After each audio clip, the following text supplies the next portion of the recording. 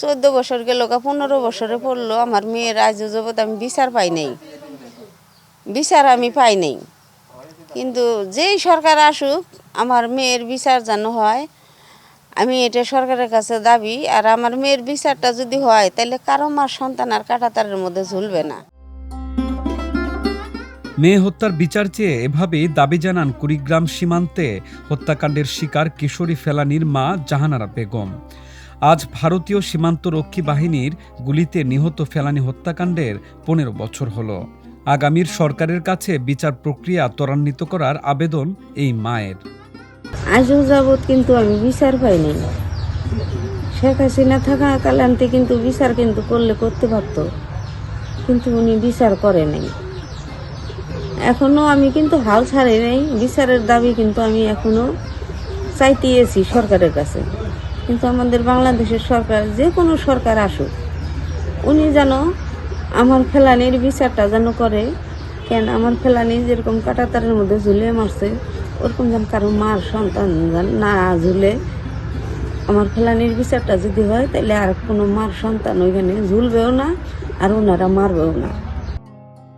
2011 সালের এই দিনে কুড়িগ্রামের ফুলবাড়ি সীমান্তে ভারতীয় সীমান্তরক্ষী বাহিনী বিএসএফের গুলিতে নিহত হন কুড়িগ্রামের 14 বছরের কিশোরী ফেলানী খাতুন। উপজেলার অনন্তপুর সীমান্তে কাঁটাতারের বেড়া অতিক্রম করার সময় এই ঘটনা ঘটে। এই দীর্ঘ সময়েও মেয়ে হত্যার বিচার না পেয়ে হতাশা ও আক্ষেপ প্রকাশ করেছেন নিহত এই কিশোরীর মা বাবা। তাদের প্রশ্ন, একটি প্রমাণিত হত্যাকাণ্ডের বিচার পেতে আর কতদিন লাগবে? আমার বড় বোন ফেলানী, আমি যখন অনেক ছোট ছিলাম, কাঁটাতারে গুলি করে হত্যা করে মেরে ফেলা হয়েছে। আমার বোনের এখনো বিচার পায়নি। আমার আব্বু আম্মু এখনো কান্না করে বিচারের জন্য। আমার বোনের বিচারটা যেন বাংলাদেশ সরকার সুস্থভাবে করে দেয়, এটাই আমরা চাই। শেষ পর্যন্ত বিচার হবে নাকি এভাবেই বছরের পর বছর সীমান্তের কাঁটাতারের দোহাইয়ে ঝুলে থাকবে? তাদের সন্দেহ, 15 বছর ধরে বিচারের নামে প্রহসন করা হয়েছে, কিন্তু বিচার মেলেনি। তারা উভয় দেশের সরকারের কাছে দ্রুত বিচার দাবি করেছেন। সেদিন দীর্ঘ 4 ঘন্টা কাঁটাতারে ঝুলে থাকে ফেলানীর রক্তাক্ত মৃতদেহ। দেশ বিদেশে বিভিন্ন গণমাধ্যম সহ মানবাধিকার সংগঠনগুলোর তীব্র সমালোচনার মুখে পড়তে হয় ভারতের সীমান্ত নীতি। ফেলানীর যে নির্মমভাবে হত্যা করেছে, এই হত্যার আমরা ন্যায় বিচার পাইনি। এই যাতে আমরা ন্যায় বিচারটা পাই, এই সর্বপ্রথম যেন এই ফেলানীর বিচারটাই তুলে ধরা হয়। আর বর্ডারে যাতে এইভাবে আর নিয়ম শৃঙ্খলাভাবে আর গুলি না করা হয়, এই দিকটা আমাদের দেশের সরকারকে সচেতন থাকার জন্যে বা সুরক্ষা দেওয়ার জন্য ব্যবস্থা গ্রহণ করা হয়। আন্তর্জাতিক চাপের মুখে অভিযুক্ত বিএসএফ সদস্য অমিয় ঘোষের বিচারের ব্যবস্থা করে ভারতীয় সীমান্তরক্ষী বাহিনী।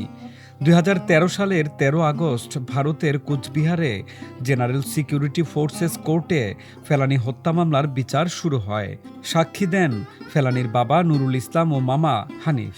ওই বছরের 6 সেপ্টেম্বর আসামি অমিয় ঘোষকে খালাস দেয় বিএসএফের বিশেষ কোর্ট। পরে রায় প্রত্যাখ্যান করে পুনরায় বিচারের দাবি জানান ফেলানীর বাবা। 2014 সালের 22 সেপ্টেম্বর পুনরায় রায় শুরু হলে 17 নভেম্বর ফের আদালতে সাক্ষ্য দেন ফেলানীর বাবা।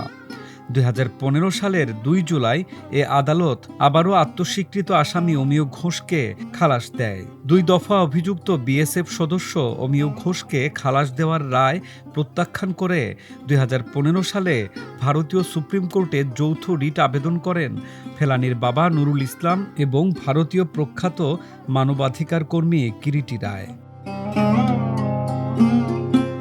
কিন্তু একের পর এক তারিখ পিছিয়ে আজও সে রিটের নিষ্পত্তি হয়নি। 2024 সালের 7 জানুয়ারি রিটটির শুনানি হওয়ার কথা থাকলেও আবারও তারিখ পিছিয়ে সে বছর 29 জানুয়ারি নতুন তারিখ নির্ধারণ করা হয়। তবে শেষ পর্যন্ত শুনানি হয়েছে কিনা কিংবা পরবর্তী তারিখ কবে সে ব্যাপারে সুনির্দিষ্ট কোনো তথ্য পাওয়া যায়নি। ফেলানীর বাবা ও মা সে ব্যাপারে কোনো তথ্য দিতেও পারেনি। যে সরকারি আসুক, ভারতের সরকারের সাথে যোগাযোগ করে বিচারটা যেন হয়। অমিয় ঘোষ আমার চোখের সামনে আমার মেয়েকে পাখির মতো গুলি করে মারছে, কষ্ট দিয়ে মারছে। তার যেন সর্বোচ্চ শাস্তি হয়, এটাই আমার চাওয়া, বলেন ফেলানীর বাবা নুরুল ইসলাম। আমি চাই না যে আমার মতন মানুষ, আমার মতন ফেলানি বাবা 15টা বছর কাঁদতেছে, এরকম জানি আর কোনো বাবা মা জানি কাঁদতে না হয়। আমি সীমান্ত হত্যা বন্ধ চাই। যে আমার মেয়ে পাখির মতন গুলি করে কীভাবে কষ্ট করে মারছে ঝুলিয়া, আমি এটা দেখতে চাই না। আর দ্রুত জানি সরকারি বিচারটা করে, বর্তমানে যে সরকার আসুক এই দ্রুত জানি বিচারটা করে। আর শুরু করে যে বিচারটা ঝুলে আছে এই বিচারটা যেন ঝুলে না থাকে, সরজনী দ্রুত বিচারটা করে।